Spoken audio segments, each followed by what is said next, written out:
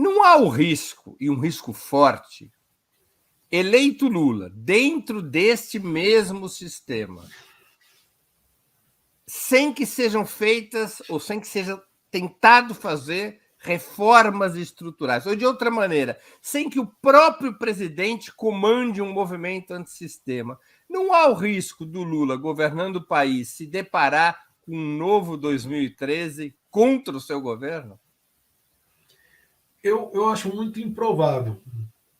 Eu acho muito improvável porque junho de 2013 foi aquele momento que destampou, né?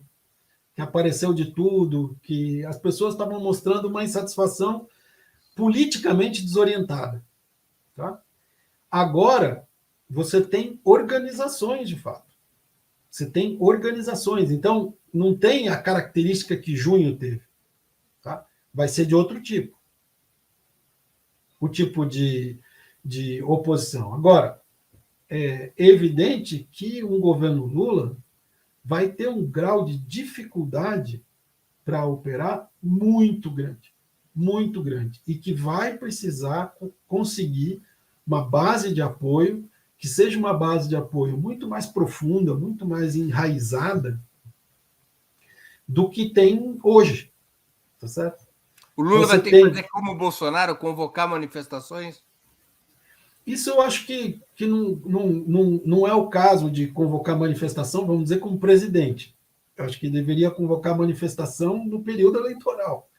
Por que não é o caso como presidente? Não entendi. Porque, justamente, o que acontece quando você tem, se você for olhar o histórico dos governos petistas, o que o PT fez foi não chamar manifestações, certo? De rua. Tá? E por que o PT fez isso? O PT fez isso porque ele sabia que a margem de manobra, que a margem de ação que ele tinha, por ter aceito esse esquema PMDBista das instituições, era estreita. Tá certo? Então, a situação agora é completamente diferente, porque se em 2013 você tinha uma oportunidade histórica de tentar dirigir essa energia social num determinado sentido de reforma. Essa já foi. A situação que nós temos agora é uma situação de frente ampla contra o autoritarismo. É completamente diferente. Então, se você chama a manifestação, o que você vai fazer, justamente, num contexto em que você tem um governo dificílimo, em condições econômicas, sociais desastrosas, o risco é você fortalecer a extrema-direita. Então, a operação desse governo tem que ser uma operação muito delicada. Uma operação totalmente institucional, sem o recurso à mobilização de rua.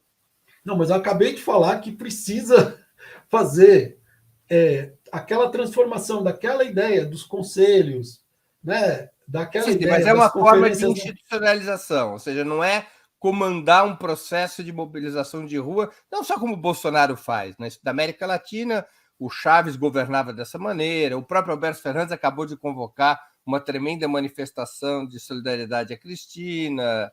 É da tradição do peronismo esse tipo de recurso, é da tradição do chavismo, era da tradição do Salvador Allende, ele governava desse jeito.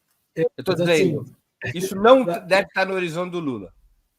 O Carlos Menem era peronista também. Então, se a gente for discutir o peronismo, o chavismo, a coisa daí nós vamos muito longe, eu acho que a gente vai perder... Eu não estou discutindo o mérito, eu estou dizendo a forma de atuação de um presidente. O Lula deveria ou não convocar manifestações de massa para ganhar força para suas propostas e para enfrentar a extrema-direita. Então, Breno, o que eu estou tentando dizer é que se você colocar toda essa energia não em manifestação de rua, mas em organização digital, porque, veja, às vezes as pessoas não têm clareza de que a extrema-direita ela não faz grupo de WhatsApp, Telegram, não sei o que, só sobre política.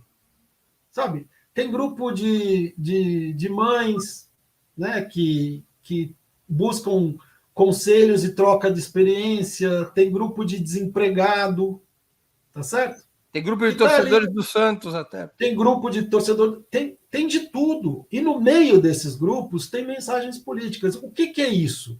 Isso é o que a gente chamava de trabalho de base. Você chega ali na pessoa e fala assim, bom, você está procurando um emprego, né? Você está procurando como criar o seu filho, você está procurando trocar a experiência, está aqui, ó. Tem aqui um lugar para você fazer isso.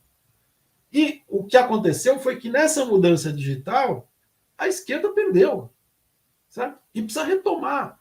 Aí você diz, retomou isso, conseguiu fazer uma organização digital que seja o correspondente das experiências que o PT fez na década de 90, mas do ponto de vista digital, você pode institucionalizar isso também, de maneiras diferentes, pensando isso. Mas primeiro, precisa ter um trabalho de base que é diferente do trabalho de base clássico que era feito. Certo? Esse tipo de coisa é que eu acho que tem que tomar toda a energia da esquerda. Daqui por diante. Daí, novamente, a gente pode sentar daqui um tempo e falar assim, avançou isso? Tá? Porque simplesmente você tentar do topo para baixo, né, de cima para baixo, tentar dizer, olha, eu vou chamar a manifestação, eu vou fazer isso, é uma atitude que pode ser um tiro no pé, se você não tem de fato a base ali. E a base hoje, ela não é uma base territorial, ela não é uma base tradicional. Ela tem que ser uma base digital, e isso está faltando. Certo? Você tem um processo de burocratização de um lado das organizações políticas, e de outro lado você tem comparativamente à extrema-direita, por exemplo, um déficit de organização digital. Então, acho que você tem que decidir onde é que você vai colocar a sua energia.